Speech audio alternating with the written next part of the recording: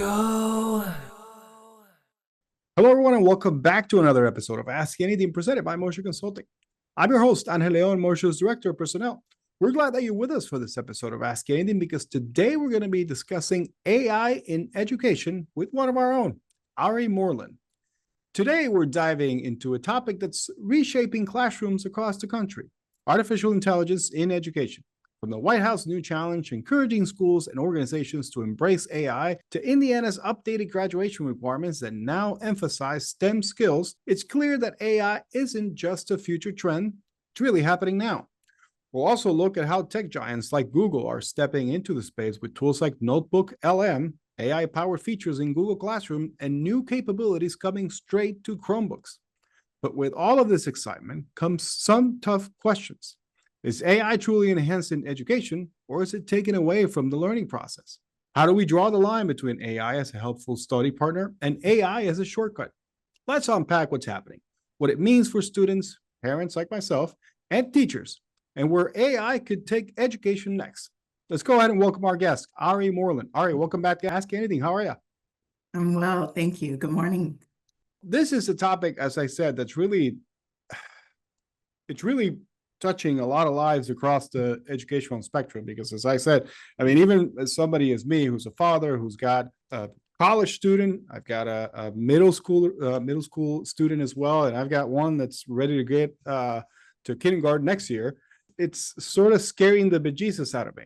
I mean, there's a lot of things that I have to take into consideration from my oldest son to all the way down to my youngest, because it could really shape their future and what the classroom is really going to look like in the next few years.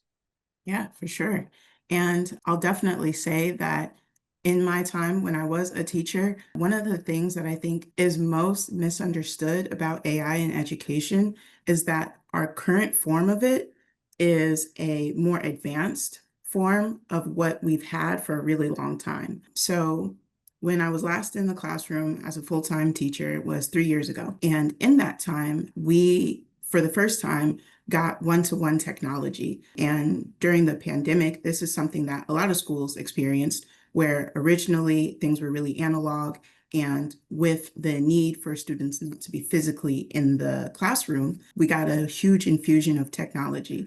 So that was step one. Yeah. And step two is, how do we actually use this to teach?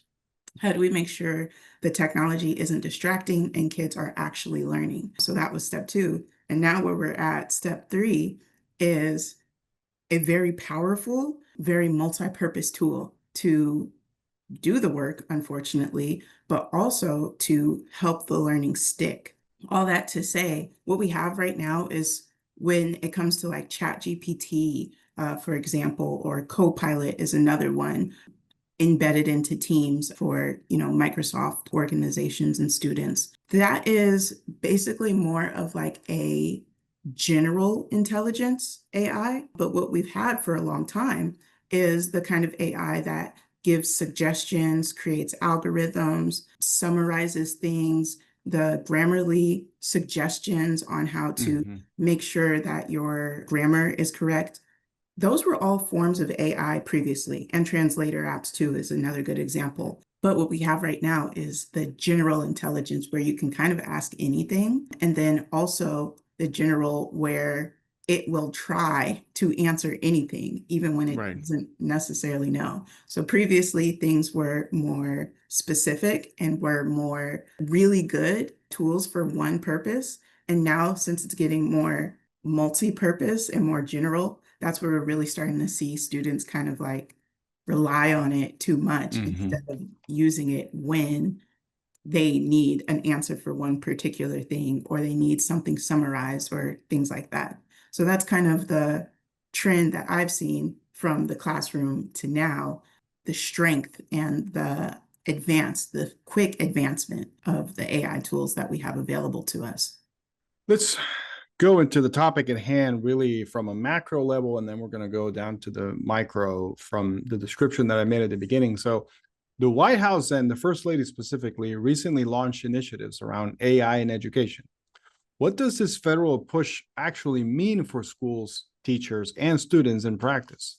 So this was super recent. Like only last week was this challenge announced. So first starting there, that we just found out about this. But the larger trend in what this challenge is really showing us is that AI is one, here to stay, of course, but two, education is going to have to adapt to figure out how do we still ensure learning is happening when we know that our students have this super powerful tool in their pocket, on their computer, all the time.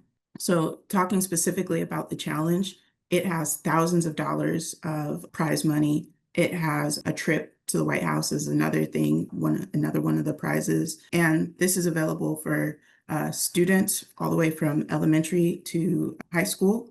And educators are also open. There's different tracks for different grade levels, and then there's also a track for educators. And then there's some specific questions that challenge participants can answer. So, for example, questions about how do we use AI to improve our lives? How do we use AI to solve certain challenges? Kind of things like that, how to be creative with our use of AI.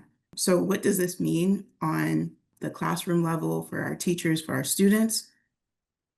Well, in short, it means we can't fight it anymore. And we're going to have to find a way to integrate the use of AI in our best practices that we've been doing for however many decades at this point. So, yeah, we're kind of at this place where, and I actually recently, it was Monday. Yeah, Monday night. This week is Indiana Women in Tech Week. So Monday night, I was on a panel with some younger women that are in high school and college and recently graduated. That was what I should say too.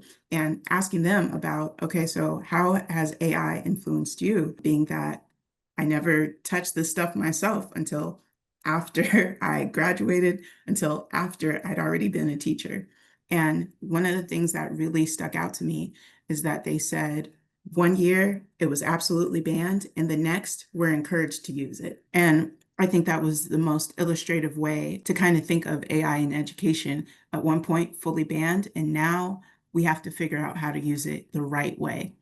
Right. So that's kind of what this challenge sort of boils down to, in that we're getting this federal push, federal money for so many different grade bands that is going to make us get creative and find ways to use it instead of resist the change. Yeah, and I think to your last point there about education and how it viewed AI at the beginning, I mean, I agree, because that happened to my son who's in college. Basically, I remember the email, he showed it to me from his university saying, yeah, we're going to make sure to use all the tools that we have at our disposal to make sure that you're not plagiarizing or using AI to write your papers, etc. And now he's studying graphic design, but now he's encouraged to actually use some of the AI tools to come up with imagery that he can actually mimic on his own, etc., and do things around that. So I think it's that first time jitters, if you will, that always happens when something new is coming to our fields, or just anything in general, where we have that first time apprehension to, I don't know if I really want to go and do this, and how do I actually use it? Is that first time where we're trying to comprehend exactly what we have in front of us? And I think that obviously is happening in education, just like it's happening across the entire world. I mean, the entire board when it comes to professionals, etc., where we all have to take a step back and really study what we're doing with it and how we can use it really to our advantage without actually compromising our own ethical values and everything that we hold dear for everything that we do. Angel, if you'll allow me a metaphor, look, if you're going to dig that ditch with a shovel and use technology to make it faster and easier, like it's not a real ditch unless you dig it with your own two hands, ripping your fingernails out and calloused and bleed. Like that's a ditch. If you use a shovel, you're just cheating. Exactly. We should go back to using proper tools. Our hands, just The way it used to be. Why do you need a tool? You got two of them at the end of your arms right yeah. now. I mean, until you break them off or maim them by digging ditches with them. What do we need excavators for? That's yeah. We got our own hands. So Ari, we've seen headlines like, "Oh, I'm a high schooler. AI is demolishing my education," and in the professional world is, "I'm in X field and AI is demolishing my field."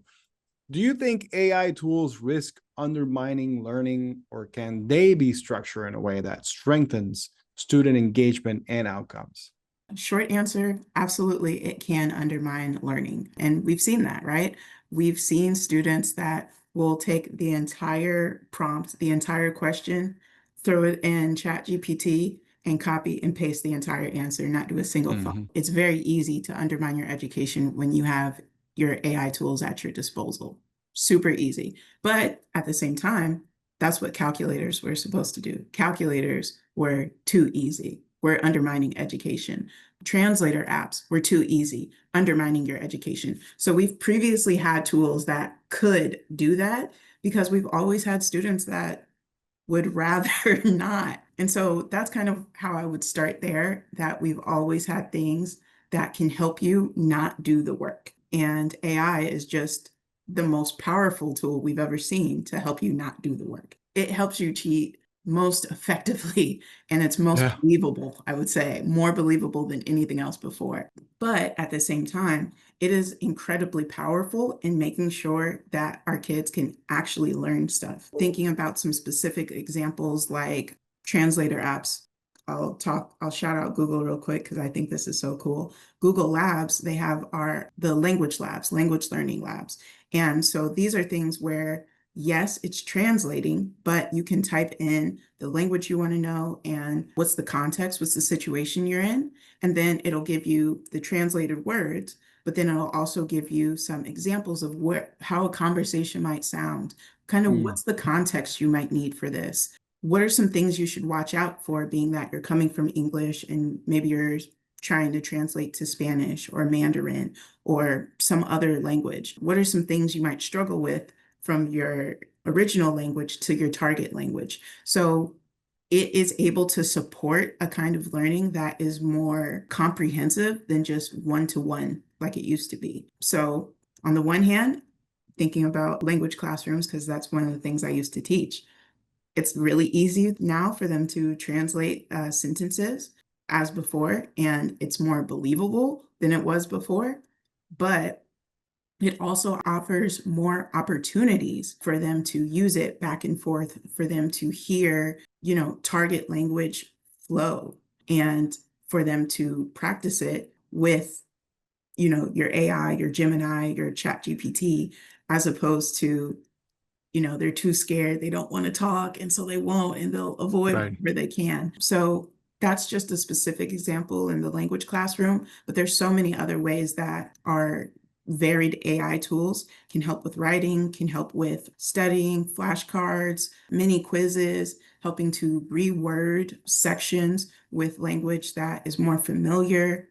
So it's a huge number of tools and capabilities to do actual learning, but it's still in the student's hands to decide if they actually want to learn or if they want the robot to answer for them. I have a question about the AI language learning things. Like, I was just talking with a friend of mine this past weekend about our French class when we were in middle school and high school. Shout out to Mrs. O'Neill, our French teacher. When you're using the program, it's current. Like, we were talking about when we were learning classic French, and we were learning from someone who had learned French 20, 30 years before. They did not have current slang or even like idioms. These programs are able to keep up with those, right? So you're learning how a modern language speaker is speaking. You're learning current, like, because it's grabbing everything as it comes in. You're getting current slang and current idioms and things. So you sound even more natural as a speaker if you are in fact using it to learn. Yes, and I love that you said that because another little language experiment that Google had is called slang hang. So you give a language and then it can give you, hey, here's some ways that a natural conversation would sound. And so you get like a little info button to help you understand that, okay, don't translate this literally. This is the slang term. And hey, here's the context of what this would sound like, so that it helps you sound a little bit more natural. And you don't always have to go to, you know, watching the Spanish dub of whatever your favorite Yeah. show is, because like you said, sometimes the Spanish dub or the subtitles are, you know, from people that learned this however Don't long understand. ago. Yeah. Like, yeah. Yeah, Yeah. my junior year, one of the seniors came into our level and the lower level French classes because she had participated in a program through Indiana University's language lab and lived with a French family that summer between before what was her senior year and my junior year. So Mrs. O'Neill, again, our French teacher, who is no longer with us, rest in peace, brought Jenny, and shout out to Jenny, into the class, be like, okay, this is how I would say this because this is when I like speaking French. How are they saying it now? Like, so we were getting that then, but now you can do that through the AI program. You can do it in real time. You don't have to wait for your friend who lived in France over the summer to come back and be like, oh no, this is what they're saying.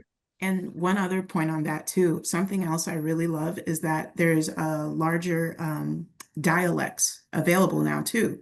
So Spanish is my example because that's the language I learned. But of course, over 20 countries speak Spanish as the official language. So Mhm. that means there's a lot of dialects, a lot of ways that someone Yeah. in one country is saying it versus another. So I really like that. That is something that we also have available to us, different dialects, different slang, different contexts of how we would say something and sound natural. That's so cool. Yeah, it's very cool. See, the way I look AI in the classroom is I'm sure Brian and you, Ari, could attest to this, but basically when I was in school way back a long time ago, I view AI as when we had open book tests, basically. Yes. Just like when the teacher would say, all right, I've got a pop quiz for you guys, but you guys can use your textbooks. And we were like, yes, like this is exactly the way, this is a test I needed to bump up my grade. Yeah. Rote memorization is one aspect of intelligence. That's one way to demonstrate intelligence, but a far more useful aspect of intelligence is being able to find information you don't currently possess, Right. finding out something you don't currently know. And I'll say another aspect of education from my perspective is I have been married for almost 22 years to a special education teacher, and watching technology impact her classrooms and Absolutely. even now, like I mean, she still has students who are on touch boards, like just like the actual just printed out laminated sheet for speaking boards, but also they've moved into predictive text, like almost for texting, but it's on, they've got a computer that helps them communicate. It learns their cadence, their patterns, and it helps them communicate faster. And that's amazing to watch.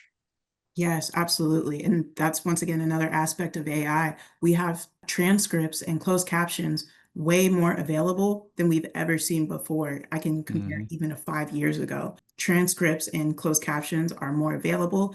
They're more accurate now. They're available in more languages now. And that's all because AI is able to make these complex connections between the sounds we're making with our mouths and what should the text say. So that it's something else that can be used to increase accessibility, not just cheat on tests. This is the good part of AI. This is Yes. the part where actually AI advances, not just technologically speaking, but it can actually advance the human race to some degree to help individuals with special needs actually get a good education that's accessible to them the way that it should be, unlike what we used to have, which was like Brian was saying. I mean, it's just, this is the good stuff about AI and how it can help our population with special needs and many other populations that are struggling. But now with AI, we can actually move them forward. And as the guy who is generally in charge of captioning things, because I make the videos and then I have to do those, that has gotten so much faster and so much easier with the built-in AI tools that are in, like I use Adobe products, who not a Shout sponsor, out. not Yeah, a a sponsor, shout but I out. use Adobe, but But I use Adobe products. call me. And yeah, absolutely happy to endorse. But in the past, it would be like, listen, stop, type, listen, stop, type, listen, stop, type. Now, when I'm done editing a video, I click like 3 buttons. It goes through and analyzes the audio track and it auto generates. And that used to be hilarious because the auto generated captions would be awful. Yes. And now I mean, you would almost spend more time correcting than you would if it's, you know what, I'm just going to type them manually. That's actually just about as fast, and I know they're right, and I'll know they're right. Now with the AI tool within it has progressed to a point where it is very accurate, and I'm going in and I'm checking it in a one-to-one. If it's a 20-minute video, I'm reading it like boom, boom, boom. Oh, wait a minute, that's not what it said. Changing that, but instead of typing out the entirety of it, I'm fixing, 10 or 15 small things within that 20 minutes. And then it's out, it's ready for whoever. They can get it faster, it's accessible. I'm moving on to it. I can generate more things in the same amount of time, just because those tools have improved so much.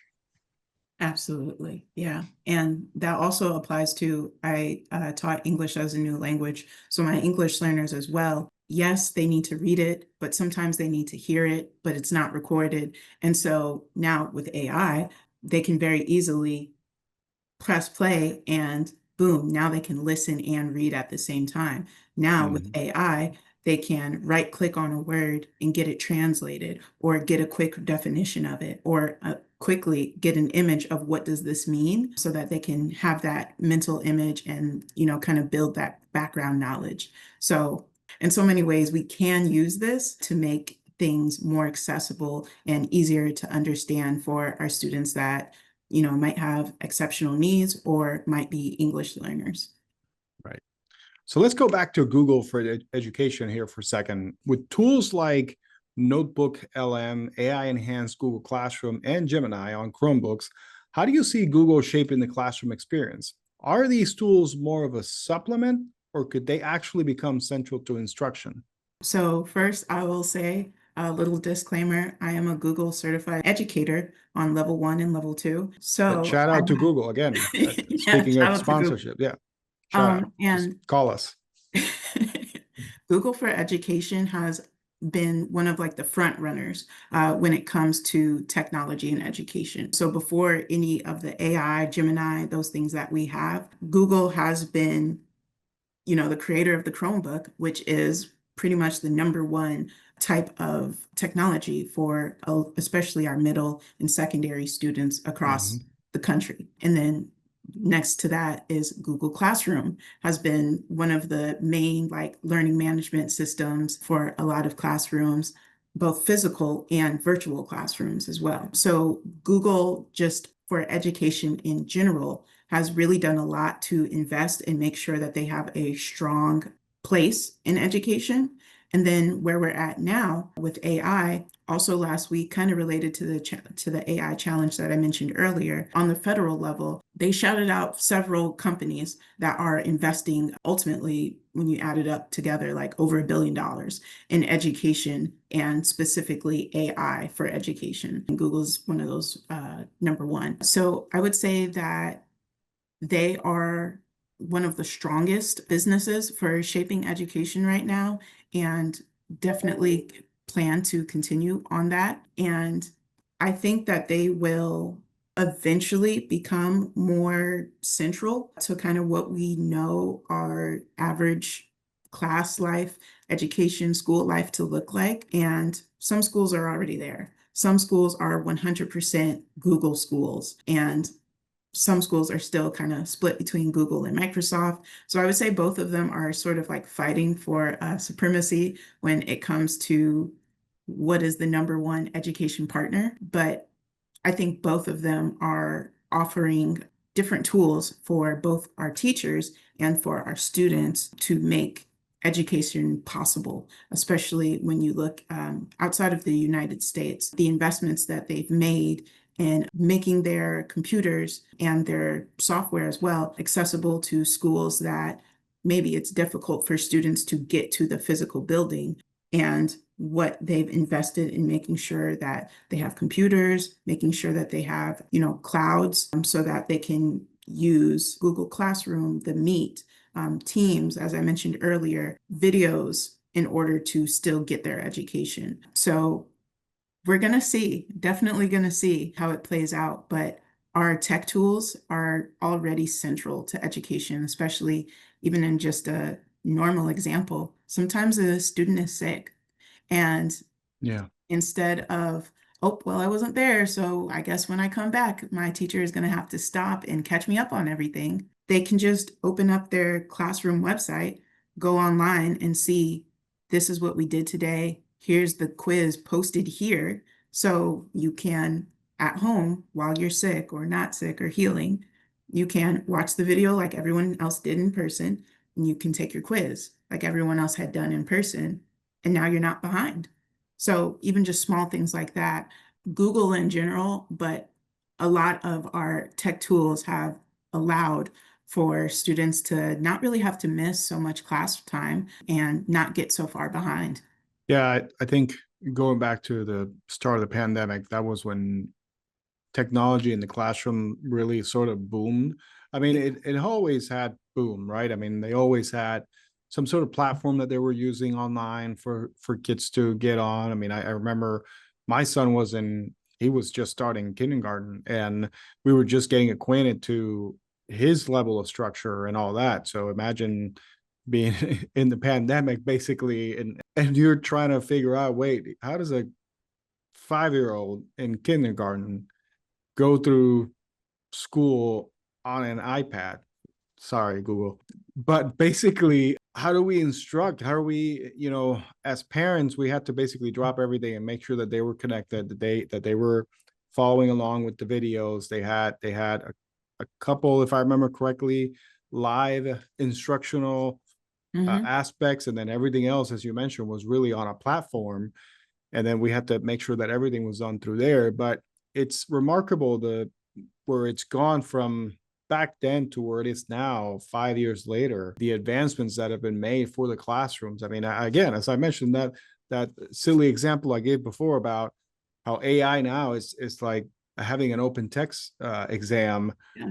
It's come such a long way from the late 1980s, the early 1990s to where it is now. I mean, of course, it's been 35 years or so, right, for some of us since we were in school, but I say that lightly. But the technology has come such a long way. I mean, back then what was the thing? We were using typing machines. I mean, for God's sake. So it's not even at the same level of technological advancements that we had back then. And to see where it is now, to see all these things, to see how communities can connect with themselves even at such long distances, it's amazing. And so for students to be able to do this at home while they're sick, as you were saying, or in the classroom and share with others immediately.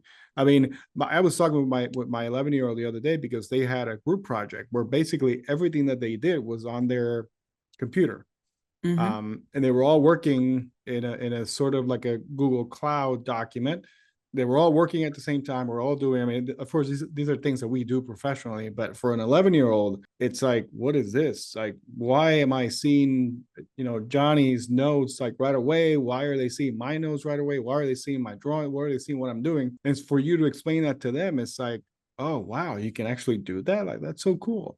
So it's remarkable, and to see it from an 11-year-old's perspective when it's their first time actually doing something, because for us, I mean, we do it. We use Google Documents, we use OneNote, we use all these different tools that are at our disposal as professionals, and so it's good. I mean, that's how we do this podcast. I see all the notes that Brian makes, and the other folks in marketing, and they see all the notes that I make for an episode. So it's all connected. But for them to experience it now, for him to experience it now and see it, it's just remarkable. And to see his reaction, like, oh, I'm looking at in real time. He's at home and I'm at home doing my part of the work, and I can see him like putting information through just above what I'm writing. It's so cool. And so that's the stuff that I really like, when a child that age just finds even that silly stuff that we see every day, but they find it cool.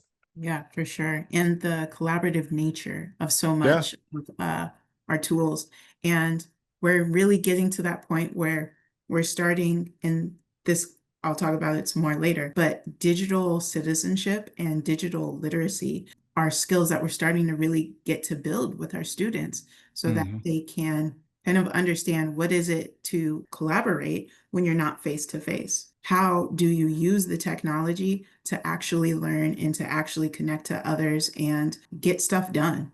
instead of being distracted on YouTube or your Roblox or whatever Yeah. they Oh, do on yeah. their It's computers. important stuff for an 11-year-old. Yeah. Roblox. And Yeah. yeah. So let's talk about ethics and boundaries. One of the big concerns is when AI does the entire assignment instead of helping students learn. And we talked a little bit about this before, about how students can actually use it and just submit the whole ChatGPT or use your whatever AI tool you use. How should schools, parents, and educators set boundaries for ethical use while still embracing innovation? So the first thing I would say is actually say something, acknowledge it, acknowledge the power of the AI tools. Because sometimes, like I said before, at first we were just saying, never use this, ignore it. Yeah. It's all plagiarism. So that's where we started. And so now that we're finally moving away from that, first thing to do is acknowledge, hey, this can do the whole assignment for you, but it shouldn't. And here's why. And so to help them kind of see the value of productive struggle. So Mhm. yes, sometimes you don't know the answer. Yes, sometimes things are hard, but they're supposed to be. That's where the learning happens. So help them kind of understand, why should I struggle even though this can do something for me, and kind of get them to buy into that productive struggle. And so after that, the next step is showing them some real life examples of, how do I use AI to help me brainstorm? How do I use AI to help me organize my thoughts after I've already written them? How do I use AI to help me reword this section, or help me find, like, use a thesaurus, help me find or refine or have a tone that's more professional, because I kind of just wrote whatever I wanted to do.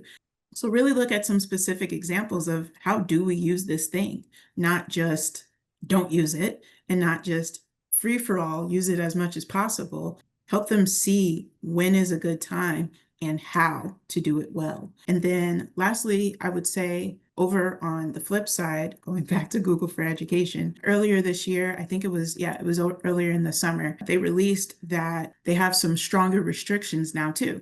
So although Gemini is more integrated and more of the apps and the suite in Google Workspace, they've added more data restrictions, of course, more, hey, are you supposed to be asking those kinds of questions? Like, is that appropriate? And then also in the Google Classroom, but then kind of just, on the teacher side, we can now use things like the version history to see, like, okay, was this actually typed out, or was it bam, copied and pasted elsewhere? So there are more anti-plagiarism tools with AI that we didn't have before. So on our side, we have better ways to find when they're doing that. And then on the tool side, we have more restrictions to make sure that they are not just trying to have the whole thing done for them. And so, yeah, as long as we are able to acknowledge it, get the buy-in for a productive struggle, and then give some real examples of how to use it as a tool, not a crutch, we can do it, and we can get there to where our students are able to use AI, but still value their learning. Yeah, I gotta say, we recorded an episode that's going to air. I don't know if it's going to air before or after this one, but basically we were talking about AI tools in jobs and recruiting. One of the advices that I gave people, and I think this really applies across the board, is to use AI as a coach, not as a ghostwriter. Yes. Don't let AI take over your voice, because it's going to ruin your authenticity. And especially for students, from middle school on all the way through college. I mean, when you're writing, when you're reading and you're learning and you want to apply what you've learned to a document, give it your own voice. I think, like Ari was saying, you can use AI to help you find specific ways of saying something that you may not know how to put down on paper, but AI can definitely help you get through that roadblock and really help you manage. Because I mean, I've been a professional for many years, and still today I sometimes struggle to write words that put a a meaning onto something. And so I want to make sure that I'm writing them correctly. So yeah, sometimes I bring out my good friend Chad and I say, hey, Chad, nice to meet you. Nice to talk to you again. Here's what I need to write. And I give it the idea of what I want to write. And I read what it writes, what it brings out, but I don't necessarily go and say, all right, this is exactly what I'm going to do. I'm going to copy, paste it, and boom, that's it. No, I need to give it my own voice, my own touch, because if not, when the reader gets to what I'm writing, they're going to know immediately, like, oh, you didn't write this, you don't write like this. And so that's why I find tools like in our email, we have Microsoft, so we have Copilot built into our email, and I find it useful to have Copilot built in there, and basically that you can select what you wrote and you can ask it to write in different tones and see, do you want a more condensed tone? Do you want a more funny tone? Do you want a terse tone? And so really depends on the message that you're trying to bring out. But I find it funny because especially in email form where anything can be misconstrued, anything can be misread, and people could take it the wrong way. This is helpful for some, not useful for others. So just be careful with that. But like I was saying, I think the original intent is to say, use AI as a coach, not necessarily as a ghostwriter for you. Make sure that what you're getting out of it is the information, not the literal aspect that you're receiving from AI. That episode will have been released before this one. So if you haven't heard that one yet, shame on you. Go back and complete your entire season collection of ASCII Anything now, or right after you finish listening to this amazing episode. Yes, shout out to us.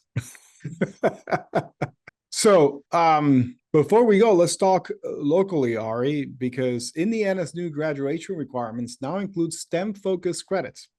How might AI-powered tools fit into that push? And do you see this model influencing graduation standards in other states? First thing I'll say is that there is just a general overhaul of a lot of the educational accountability model in Indiana. So this originally had started earlier in the year, and then by December of 2025, we'll have our Indiana grading school accountability grading system overhauled. So that's going to include more things. Connecting back to the graduation pathways, that's sort of why we're seeing those things kind of happen at the same time, because we know that previously we are so focused just on graduation, we're so focused just on SAT scores that we're kind of losing other parts like attendance, of course, losing parts like sometimes work-based learning is something else that is really new coming into these new graduation pathways. So overall, we're trying to be more responsive to the actual realities of the hundreds of thousands of students that we have that all might have a different idea of what they want their success to look like, which is why STEM-focused credits are a new option, a new requirement for our class of 2029 on up. And so with that, AI is going to play a piece in it, because if we know that AI is here to stay, it's not going anywhere. We also know that there are people that create these models. There are people that maintain them. There are people that make sure the data is good enough to be, generated on, which is what a lot of our AI assistants and co-pilots and agents do. Who's going to do that to make sure the data is good and the data is quality? Right. Who's going to fix an algorithm that is biased?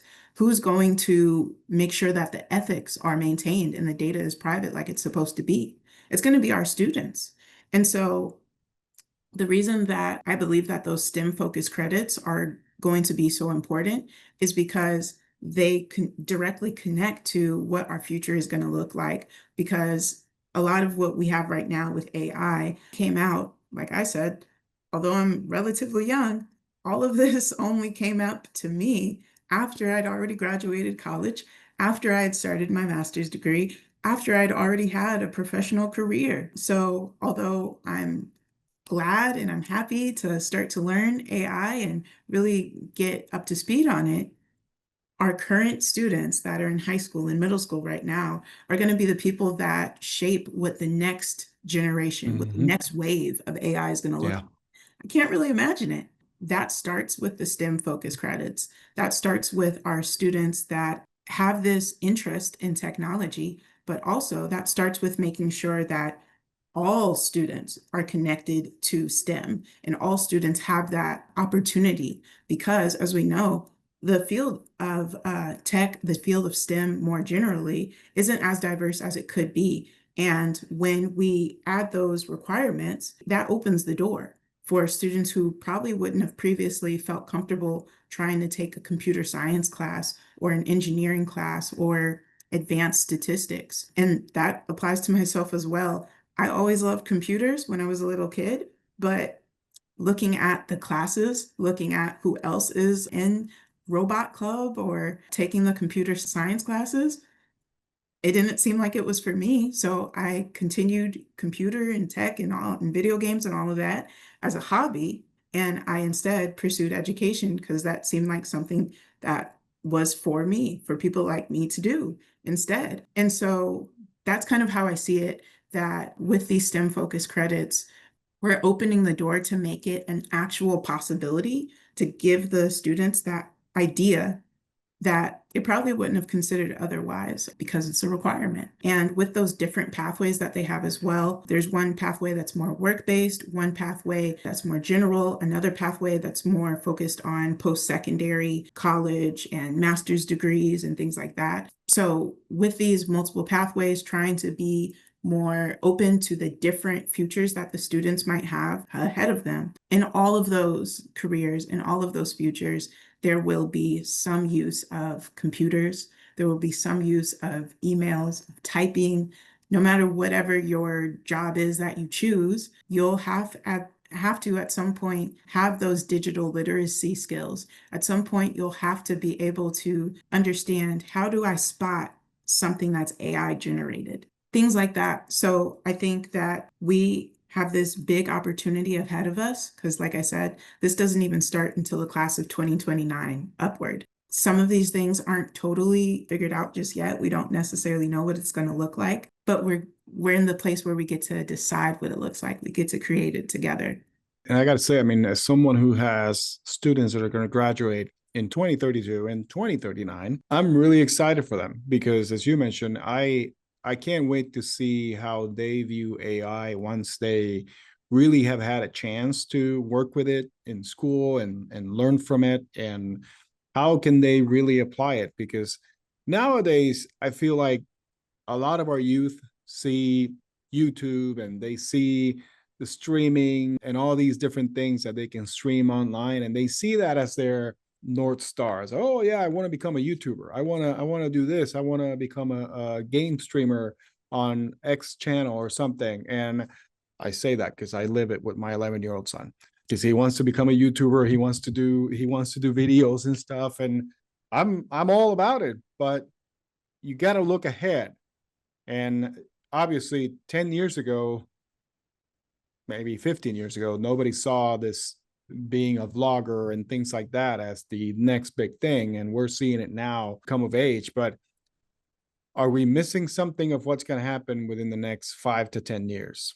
Heck, is it even before? How is AI going to impact all of that stuff? So it's interesting to see that we have sort of like this meshing of thoughts and of things of our younger generation that they're living with. And sometimes I feel like it's all like coming all at once and they don't know what to do or where to look.